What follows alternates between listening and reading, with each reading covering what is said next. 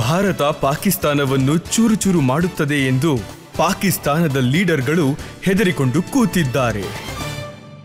ಯಾವುದನ್ನ ನೀವು ಉಲ್ಲೇಖಿಸ್ತಾ ಇದ್ರೋ ಅದು ಈಗಾಗಲೇ ತುಂಡು ತುಂಡಾಗೋಗಿದೆ. ಆದ್ರೆ ಅಲ್ಲಿರುವಂತ ಜನ ಈ ವಿಚಾರಕ್ಕೆ ಬಹಳ ಚಿಂತಿತರಾಗಿದ್ದಾರೆ. ಯಾಕಂದ್ರೆ ನರೇಂದ್ರ ಮೋದಿ ಅವರು ಮಣ್ಣು ಪಾಲು ಮಾಡ್ತೀವಿ ಅಂತ ಹೇಳಿದ್ರು. ಈಗ ಅಲ್ಲಿರೋರೆಲ್ಲ ಮಣ್ಣನ್ನೇ ಹುಡುಕ್ತಾ ಇದ್ದಾರೆ, ಯಾವ್ದ್ರಲ್ಲಿ ಮುಚ್ಚೋದು ಅಂತ.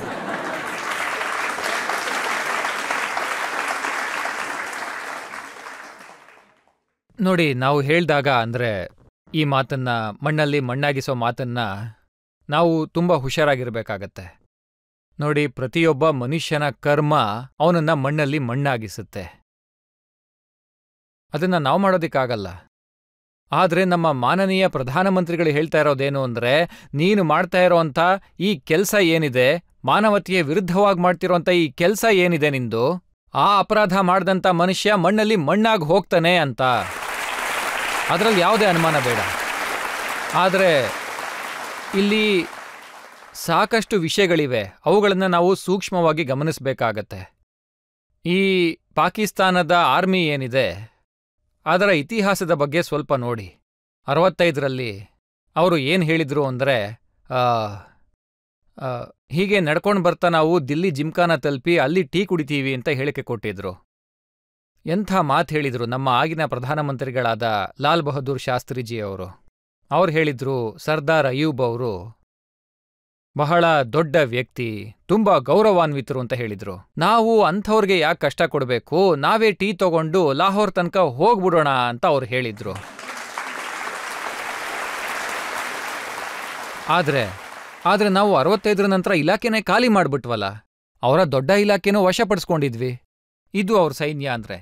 71ರಲ್ಲಿ ಅವ್ರ ದೇಶನೇ ನಾಶ ಆಗೋಗ್ತಾ ಇತ್ತು. ನೋಡಿ, ನನಗನ್ಸೋ ಪ್ರಕಾರ ಇದು ಜಗತ್ತಿನ ಏಕೈಕ ಸೈನ್ಯ ಅನ್ಸುತ್ತೆ. ಇದು ಯುದ್ಧದ ಮೈದಾನದಲ್ಲಂತೂ ಮಾಡಲ್ಲ, ಆದ್ರೆ ತನ್ನ ದೇಶವನ್ನೇ ತಾನು ಪ್ರತಿ ಬಾರಿ ವಶಪಡಿಸ್ಕೊಳ್ತಾ ಹೋಗುತ್ತೆ. ತನ್ನ ದೇಶವನ್ನೇ ಪದೇ ಪದೇ ವಶಪಡಿಸ್ಕೊಳ್ತಾ ಹೋಗುತ್ತೆ. ಪದೇ ಪದೇ ಹಾಗೆ ಮಾಡೋಂಥ ಅವಶ್ಯಕತೆ ಏನಿದೆ? ರಾಜಕೀಯ ಮಾಡೋರ್ಗೆ ಮಧ್ಯ ಒಂದು ಸ್ವಲ್ಪ ಕಾಲಾವಕಾಶ ಕೊಡುತ್ತೆ. ನನಗೆ ಇವ್ರ ಬಗ್ಗೆ ಒಂದು ಕವಿತೆ ನೆನಪಾಗ್ತಾ ಇದೆ. किश्ती भी नहीं बदली, दरिया भी नहीं बदला, हम डूबने वालों का जज्बा भी नहीं बदला, है शौक सफर ऐसा एक उम्र हुई हमने, मंजिल भी नहीं पाई, रास्ता भी नहीं बदला.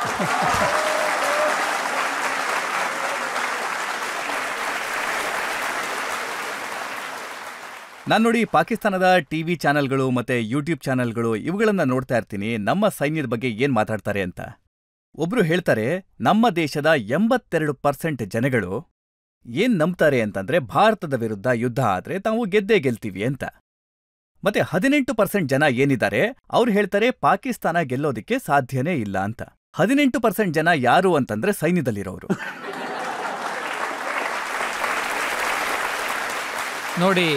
ನೋಡಿ, ನಾನೊಂದು ವಿಷಯ ನಿಮಗೆ ಹೇಳ್ತೀನಿ. ಇದಕ್ಕಿಂತ ದೊಡ್ಡ ಸಾಕ್ಷಿ ಇನ್ನೇನಿದೆ? ಆತಂಕವಾದನೇ ಇದಕ್ಕಿರೋಂಥ ದೊಡ್ಡ ಸಾಕ್ಷಿಯಾಗಿದೆ. ಇದನ್ನ ಅವರಾಗೇ ಒಪ್ಕೊಂಡಿದ್ದಾರೆ, ಸೈನ್ಯ ಯುದ್ಧ ಮಾಡೋಕೆ ತಯಾರಿಲ್ಲ ಅಂತ. ಅದಕ್ಕೆ ತಾನೇ ಆತಂಕವಾದನ ಯಾವುದಾದ್ರೂ ರಾಜ್ಯ ತನ್ನ ದೇಶದ ನೀತಿಯ ಭಾಗವಾಗಿ ಮಾಡ್ಕೊಳ್ಳೋದಲ್ವಾ? ಅವ್ರ ಸೈನ್ಯಕ್ಕೆ ಹೋರಾಡೋ ಅಷ್ಟು ಶಕ್ತಿ ಇದ್ದಿದ್ರೆ ಅವರು ಆತಂಕವಾದಿಗಳ ಮೊರೆ ಯಾಕೆ ಹೋಗ್ಬೇಕಿತ್ತು? ಆತಂಕವಾದಿಗಳ ಮೊರೆ ನೀವ್ ಯಾವಾಗ ಹೋಗ್ತೀರಾ ಅಂತ ಅಂದ್ರೆ, ಅಲ್ಲ, ನಿಮ್ಗೆ ಅನ್ಸೋದಿಲ್ವಾ ಅಲ್ಲಿ ಸೈನ್ಯದಲ್ಲಿರೋರೇ ಆತಂಕವಾದಿಗಳು ಅಂತ?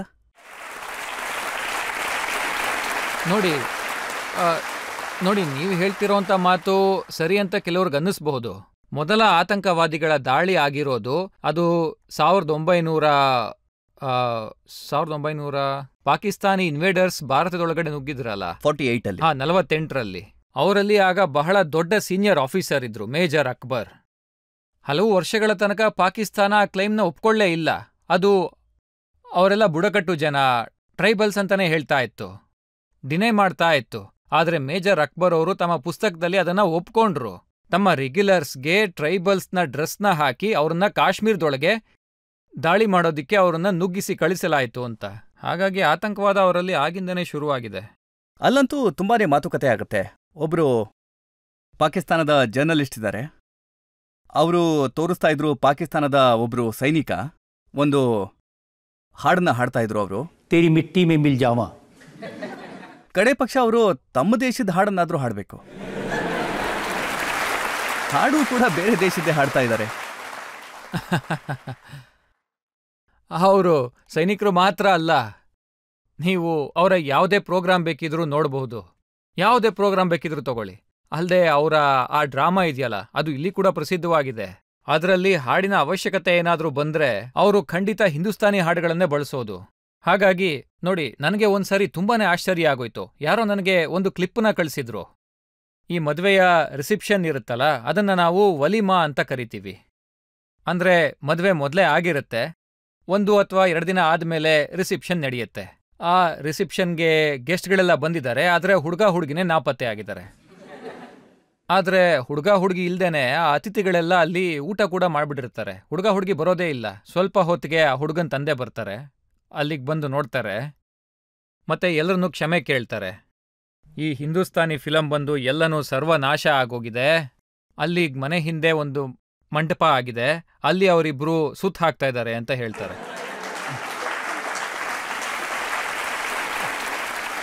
ಅಂದ್ರೆ ನೋಡಿ, ಯಾವಾಗ್ಲೂ ಹೇಳ್ತಾನೆ ಇರ್ತಾರಲ್ಲ, ಈ ಹಿಂದೂ ಮುಸ್ಲಿಂ ನಾವೆಲ್ಲ ಬೇರೆ ಅಂತ. ನೀವು ಎಷ್ಟೇ ಪ್ರಯತ್ನ ಪಟ್ರೂ ಕೂಡ, ಎಷ್ಟೇ ಕಷ್ಟಪಟ್ರೂ ಕೂಡ ನಮ್ಮನ್ನ ಬೇರೆ ಮಾಡಕ್ಕಾಗಲ್ಲ. ನಾವೆಲ್ಲ ಒಂದೇ ಅಂತ ನನ್ಗನ್ಸುತ್ತೆ. ನೋಡಿ, ಅವ್ರು ಹಾಕೋ ಹಾಡು ಒಂದೇ, ಕಲ್ಚರ್ ಕೂಡ ಒಂದೇ, ಸಂಪ್ರದಾಯಗಳು ಕೂಡ ಒಂದೇ, ಆಚರಣೆಗಳು ಕೂಡ ಒಂದೇ. ಹಾಗಾಗಿ ಬೇರೆ ಅನ್ನೋ ಭಾವನೆ ಎಲ್ಲಿ ಬರುತ್ತೆ? ಹಾಗಾಗಿ ಇಲ್ಲಿ ಕೇವಲ ಒಂದು ಬ್ಯಾಲೆನ್ಸ್ನ ಅವಶ್ಯಕತೆ ಇದೆ ಅಷ್ಟೇ. ಸ್ವಲ್ಪ ಲೂಸ್ ಮಾಡಬೇಕಿದೆ ಅಷ್ಟೇ, ಇನ್ನೇನು ಬೇಕಿಲ್ಲ. ಬ್ಯಾಲೆನ್ಸನ್ನಂತೂ ಲೂಸ್ ಮಾಡಿದ್ದಾಗಿದೆ. ಈಗಷ್ಟೇ ಸ್ವಲ್ಪ ಸಮಯದ ಮುಂಚೆ ಅಲ್ಲಿನ ಡಿಫೆನ್ಸ್ ಮಿನಿಸ್ಟರ್ ಖ್ವಾಜಾ ಆಸಿಫ್ ಅವರು ಹೇಳ್ತಾರೆ, ಪೆಹಲ್ಗಾಮ್ನ ಅಟ್ಯಾಕನ್ನ ಮೋದಿಯವರೇ ಮಾಡಿಸಿರೋದು, 4 ವೋಟ್ಗಳಿಗಾಗಿ ಮಾಡಿಸಿದ್ದಾರೆ. 4 ವೋಟ್ಗಳಿಗಾಗಿ ಮಾಡಿಸಿದ್ದಾರೆ. ಹೌದಾ? ಮತ್ ಹೇಳ್ತಾರೆ, ಈಗ ಮೋದಿ ಕ್ರೆಡಿಬಿಲಿಟಿ 0 ಆಗೋಗಿದೆ ಅಂತ. ಮತ್ತೆ ಅವ್ರು ಹೇಳ್ತಾರೆ, ನಾವು ಅವ್ರ ಮೇಲೆ ಇಂಟರ್ನ್ಯಾಷನಲ್ ಪ್ರೆಷರ್ ಕೂಡ ಹಾಕ್ತಾ ಇದ್ದೀವಿ ಅಂತ. ಅಂದ್ರೆ ಇದ್ರ ಮಾತಿನ ಅರ್ಥ ಏನಾಯ್ತು ಅಂದ್ರೆ, ಅವ್ರಿಗೆ ಬರೋ ಯೋಚನೆಗಳನ್ನ ಅವರು ತುಂಬಾನೇ ನಂಬಿದ್ದಾರೆ ಅಂತ ಆಯ್ತು. ಅದು ನಮ್ಗೆ ಅರ್ಥ ಆಗುತ್ತೆ. ಮುಂಚೆ ತುಂಬಾ ಪ್ರೆಷರ್ನಲ್ಲಿದ್ರು, ಈಗ ಪ್ರೆಷರ್ ಕಡಿಮೆ ಆಗಿದೆ ಅಂತ ಆಯ್ತು. ನೋಡಿ, ಪ್ರೆಷರ್ ಯಾವಾಗ ಅವ್ರ ಮೇಲಿಂದ ಕಡಿಮೆ ಆಯ್ತೋ ಆಗ ಅವರು ಮಾತಾಡೋದಕ್ಕೆ ಜಾಸ್ತಿ ಮಾಡಿದ್ರು, ನಾಲ್ಗೆ ಹರಿಯಕ್ ಬಿಡ್ತಾ ಇದ್ದಾರೆ ಅಷ್ಟೇ.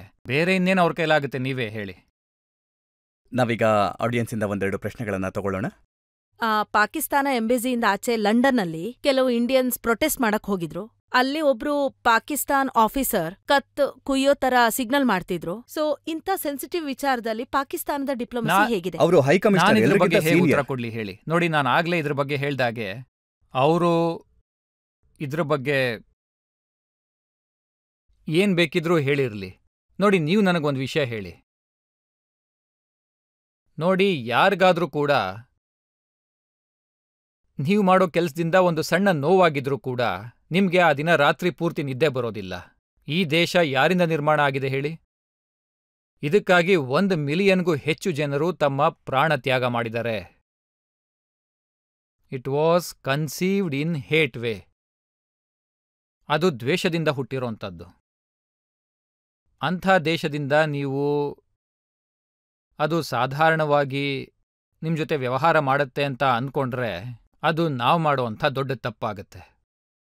ನೋಡಿ, ನಾನು ನಿಮಗೆ ಒಂದು ಘಟನೆ ಬಗ್ಗೆ ಹೇಳ್ತೀನಿ. 1980ರಲ್ಲಿ ಭಾರತ ಸರ್ಕಾರದ 4-5 ಜನ ಹಜ್ ಡೆಲಿಗೇಷನ್ನಲ್ಲಿ ಜೊತೆಗೆ ಹೋಗ್ತಾ ಇದ್ರು. ಮಿನಾ ಮೈದಾನದಲ್ಲಿ ಹಣವನ್ನ ಸಂಗ್ರಹಿಸಲಾಗ್ತಾ ಇತ್ತು. ಆಗ ಒಂದು ಜಾಗದಲ್ಲಿ ದೊಡ್ಡ ಕಂಬ ಇದೆ, ಅದ್ರ ಮೇಲೆ ಅದನ್ನ ಎಸೆಯೋದಿಕ್ಕೆ. ನಾವು 4 ಜನ ಇದ್ವಿ. ನಾವಲ್ಲಿ ನಾಣ್ಯಗಳನ್ನ ಕಲೆಕ್ಟ್ ಮಾಡ್ತಾ ಇದ್ವಿ, ಮತ್ತೆ ಇದೇ ರೀತಿ ಮಾತಾಡ್ತಾ ಇದ್ವಿ. ಎಲ್ರಿಗಿಂತ ನಾನೇ ಹತ್ರ ಇದ್ದಿದ್ದು. ಅವ್ರು ಕೇಳಿದ್ರು, ನಾವು ಪಾಕಿಸ್ತಾನದವರಾ ಅಂತ. ಅಲ್ಲ, ನಾವು ಹಿಂದೂಸ್ತಾನದವರು ಅಂತ ಹೇಳ್ದೆ. ನೋಡಿ, ನೀವು ಮುಸಲ್ಮಾನರು, ಮತ್ತೆ ಇದು ಹಜ್ನ ಮೈದಾನ ಅಂತ ಅವ್ರು ನನಗೆ ಹೇಳಿದ್ರು. ನಾವು ಹಿಂದೂಸ್ತಾನದವರು ಅಂದಾಗ ನೀವು ಮುಸಲ್ಮಾನ್ರ ಅಂತ ಕೇಳಿದ್ರು. ಅದಕ್ಕೆ ನಾನು ಕೇಳ್ದೆ, ನಮ್ಮಿಂದ ಮುಸಲ್ಮಾನ್ರೆ ಹಜ್ ಯಾತ್ರೆಗೆ ಬರೋದು, ನಿಮ್ಮಿಂದ ಬೇರೆ ಯಾರಾದ್ರೂ ಬರ್ತಾರಾ ಅಂತ ಕೇಳ್ದೆ.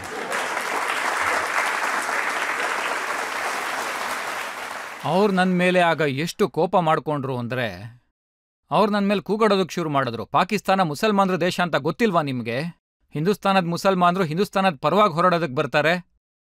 ಅದಕ್ಕೆ ನಾನು ಅವ್ರಿಗೆ ಒಂದು ಮಾತು ಹೇಳ್ದೆ, ನೋಡಿ, ಹುಬ್ಬುಲ್ ವತನ್ ಮಿನ್ ಜುಜುಲ್ ಈಮಾನ್. ನಮ್ಮ ದೇಶವನ್ನ ನಾವು ಪ್ರೀತಿಸೋದು ನಮ್ಮ ನಂಬಿಕೆಯ ಭಾಗವಾಗಿರುತ್ತೆ. ಸರಿಯಾಗಿ ಕೇಳಿಸ್ಕೊಳ್ಳಿ. ಈ ತಪ್ಪು ಕಲ್ಪನೆ ಏನಿದೆ, ಈ ತಪ್ಪು ಕಲ್ಪನೆಯಿಂದ ನೀವು ಹೊರಗೆ ಬನ್ನಿ. ಹಾಗೆ ಅಲ್ಲೇನೇನು ಹೇಳಬೇಕಿತ್ತೋ ಎಲ್ಲಾನು ಹೇಳ್ದೆ. ಆದ್ರೆ ಅವರು ಅದನ್ನು ಒಪ್ಕೊಳ್ಳೋದಕ್ಕೆ ತಯಾರಿರಲಿಲ್ಲ. ನಾವು ಹಿಂದೂಸ್ತಾನದಿಂದ ಹೋಗಿದ್ರಿಂದ ನಿಮ್ಮ ಮಸೀದಿಲಿ ಆಜಾನ್ ಕೂಗ್ತಾರ ಅಂತ ಕೇಳಿದ್ರು. ನಾನು ಬನ್ನಿ ನೀವೇ ಖುದ್ದಾಗಿ ನೋಡ್ಬನ್ನಿ ಅಂತಂದೆ. ಅಂದ್ರೆ ನಾವು ಹಿಂದೂಸ್ತಾನದಿಂದ ಹೋಗಿದ್ರಿಂದ ನಾವು ಮುಸಲ್ಮಾನ್ರೆ ಅಲ್ಲ ಅಂತ ಅವ್ರು ತೀರ್ಮಾನಿಸಿದ್ರು. ನೋಡಿ, ಇಂಥವ್ರ ತಲೆನೇ ಇಷ್ಟು ಕೆಟ್ಟ ಹೋಗಿದೆ ಅಂತ ಅಂದಮೇಲೆ ಇನ್ನು ಈ ಆತಂಕವಾದಿಗಳಿಗೆ ನಾವು ಏಂತಾನೆ ಹೇಳಕ್ಕಾಗತ್ತೆ? ಅವರ ಉದ್ದೇಶನೇ ಅದಾಗಿರುತ್ತೆ ಅಲ್ವಾ? ಅವರ ನಡೆಯಲು ಕೂಡ ಆತಂಕವಾದನೇ ಇರುತ್ತೆ.